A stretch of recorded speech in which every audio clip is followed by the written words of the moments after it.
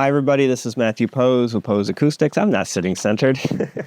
And I'm answering questions. So this one comes from Jordan Hermont 659, 10 days ago. He said, "Hi, Matthew. Always enjoy the videos." He gave a Canadian $10, 10 Canadian dollars donation. I actually believe I know who Jordan is. I think we've met, unless I'm mixing him up with somebody. Anyway, let's see. Hope that it's worth it for you as it is for us. Anyway, general question about basic theater setup I think might be helpful to other viewers. I noticed in your video about your own theater that you have 7 bed channels. Anthony Gramani, who you work with, is a strong advocate for adding wide speakers for a total of 9 bed channels.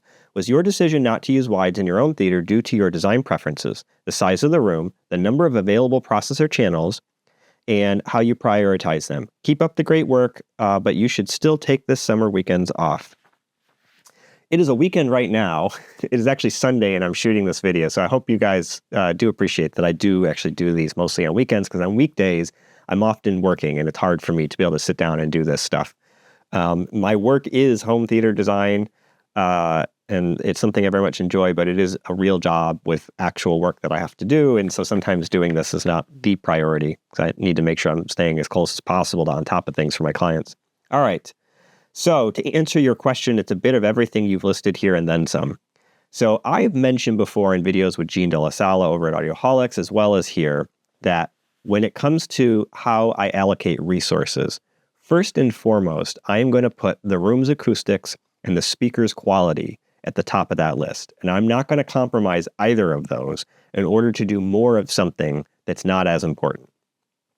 So I'll start by saying, as far as I know, there is no research that supports the notion that higher channel counts leads to better immersion in surround sound. There's lots of theories, there's lots of arguments for it. CEDIA's RP22 even advocates higher channel counts as being closer to director's intent, but there in fact is no research that supports that. The research that was done is quite old, but the research that was done actually supports the opposite, that you can achieve close to the same results, if not the same preference score results, with a much, much lower channel count. So a 5.1 system actually yielded results when it was set up correctly with the speakers in the right locations that was very close to the preference score that was achieved with over 22 channels. And 7.1 and so on still had only slightly higher preference scores. And as if I recall correctly, but I haven't read these papers in a while, once you got, I think it was up to like 7 channels, there was no statistical difference between that and the higher channel count. Now, those studies were done not on like Atmos. So it's possible that things like Atmos would change this equation a little bit. And there may be internal research they've done at Dolby that somehow shows that the higher channel counts are better. I can give you very good theoretical reasons for why we should be using higher channel counts. But as I said, from a research standpoint, I can't actually back that up with some sort of proof. And so when I'm making my decisions about how to allocate resources, I'm not going to prioritize a very high channel count over quality issues. So in my case, I really wanted to do the Perlisten speakers. It was a new brand at the time that I was making that decision. I had become friends with and gotten to know really well the designers. I really appreciated what went into it. And I really wanted the 4 mid-bass drivers with the tweeter array that makes up the S7i. If they had had an R7i, I might have felt a little bit differently, because I think the sound quality difference between the S7i and the R7i is small. There's an output difference, there's a distortion difference. The sound quality is very similar, with the S7i only sounding slightly notably better. But the biggest benefit it has is it just has much, much better vertical directivity control over a wider bandwidth than the R5i and S5i would have. It doesn't make those speakers bad. They're still excellent. But if you look at the two, it's clear that the S7i is superior, as is the S7T and S7C. And so I decided to go that route. But what that meant was automatically, even with the discount I got, that these were more expensive. And so I was building a brand new house. I had a lot of expenses that I had to deal with. And I had made a decision to go with the S-Series speakers and give myself a potential upgrade path, but to stick with that. Now, the other thing was that up until very recently, wides were very hit or miss of whether they were actually used or not. And I had a guy from Sony contact me And if he watches this, I apologize if I'm getting the details wrong, but he said that even though Atmos, he's a sound engineer who mixes in Atmos for different companies, but at the moment I believe he works for Sony. And he was saying that even though it is a object-based format, once the whole mixing process has been completed and it's been rendered to a disk, it's better thought of as channel-based than object-based. Meaning, if I understood correctly, if they didn't make a decision to use the wides in the way that they mixed everything together, just because you have wides doesn't mean it's going to use them. It's not going to use them. And many of you know, because it's all over the forums and we've all experienced it with certain movies, that a lot of movies just didn't use the wides. They weren't getting lit up. Same with the tops. There's a lot of movies that don't bother to use, if you have 6 tops, all 6 tops. That doesn't mean that's all of them. And I've talked with some of my industry friends about this before, and generally we would say design a system around what it should be, not how the industry is currently using it. But you do have to balance those decisions against the priorities on resources. So I did a bunch of experimental things, and some of those used up extra channels that would have made it difficult to do wides. I didn't want to spend the money on an extra pair of S4Is, including the way the room had been designed. The only way to put the S4Is where they needed to go would have been flat mounted. I would have had to have made a special box. I had debated doing that, but I didn't want to use an on-wall speaker on an aimable mount because I thought that would be really ugly. I really wanted to keep everything built in and more slick looking, and then to aim them was going to be really tricky. So I didn't bother to do it. Stupidly, I didn't run the wire. I ran some extra wire, but right where the wides are, I did not run the wire. They're nearby, so it should be easy to grab it when we need it, but it's not exactly where it needs to be. So anyway, point is, it isn't because I think 7 is just as good as 9 and you don't need 9. I actually do think Anthony's right, and there's value in having wides. And I think that as the Dolby Atmos encoding gets better, the mixing gets better, and they start using wides more readily, it adds something.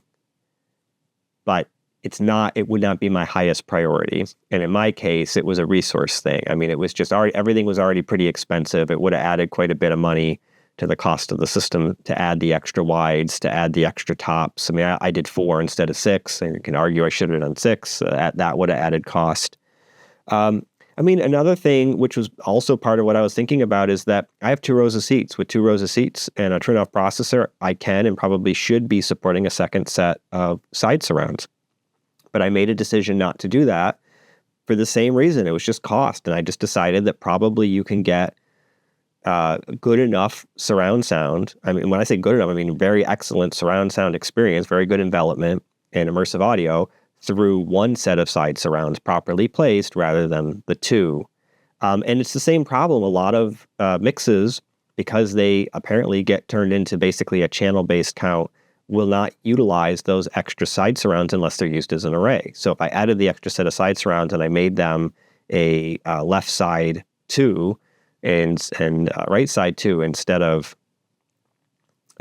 using them as an array that's just the left side and the right side repeated, it's very possible that many, many movies I would watch wouldn't bother to use those at all. And so now I've spent all this money for nothing. And so I just didn't want to do that and decided not to. What you should do, I think, goes to the same thing. You need to look at your resources. If you've picked a speaker that you love, there's certain brands, like you're already using Perlisten and you're already using the level you're going to use. Let's say it's R series or it's S series, and you've chosen the right level for all the speakers. And it doesn't really matter to you if you add an extra set of surrounds for wides or for the extra set of side surrounds. You should do it. It can't hurt. It may not add a huge benefit that equals the cost of it, but it's not going to hurt anything, and it probably does add some benefit. If, on the other hand, your decision to add those wides requires things like upgrading to a higher channel count processor, and in order for you to do that, you actually have to go to a lower end processor. I don't know what that would be, but it's just making a point. And it would require you to add more speakers, which would actually require you to go down to a lower end speaker from maybe a different brand that isn't as good. I believe that that's a mistake and you should not do that. So That's how I would approach that. I mean, I think I've said this before. In home theater design, I see this a lot where it gets done the wrong way. And I don't know how to emphasize this because it seems so obvious to me that I'm struggling to understand how to teach people the importance of this. There is no such thing as a home theater that is compromise-free. Nobody builds a perfect home theater, no matter what the budget is. I have done multi-million-dollar theaters, more than one. And in the upper echelon of theater designers, I know that my numbers are nowhere near as high as theirs are. But between the work I've done with Anthony and on my own, I have worked on top theaters with very high channel counts and very, very high budgets. And I'm just telling you, I've never engineered a theater that had zero compromises. And I've never talked to anybody that works at that level. Peter Aylett, who's a friend of mine, designs top high-end theaters. He's been doing it for a long time. Anthony, he likes to point out, he's designed and built more than 1,200 theaters, and I got to add to that, he's designed and built more than 1,200 very high-end theaters. Like, there's probably lots of integration shops who could say they do maybe even 1,200 theaters a year, but they're probably $10,000 to $50,000 theaters by and large, with just a couple high-end ones. Anthony doesn't touch those because nobody's going to bother to spend money in hiring he or I to work on something at that price point. We cost too much relative to the cost of the project. So by the time Anthony and or I have been brought into a project, it's already a big high-end project. And he's done 1,200 plus of those in his career. So he's got tons of experience. Keith Yates has done tons and tons of high-end theaters. Ask any of those guys and they'll tell you, no matter what the budget is, there are always decisions that need to be made which will weigh one compromise over another. It may not be a huge one. It may not affect the overall performance, but it is a compromise. And so when it comes to stuff like this, the key is to look at all the decisions you're making along the way and to make the compromises that have the most minimal effect on performance and to not allow yourself to make certain compromises that will destroy performance. One of the things that we talk about in RP22 that's so important is related to this idea that the surround speakers and the front channel speakers, the screen channel speakers, all need to be placed in the right zones. We actually get away from the notion of angles because angles can be something that people get too pedantic about. Like they just get way too, by the definition from Dolby, it must be this, and if it's not this, you've screwed up.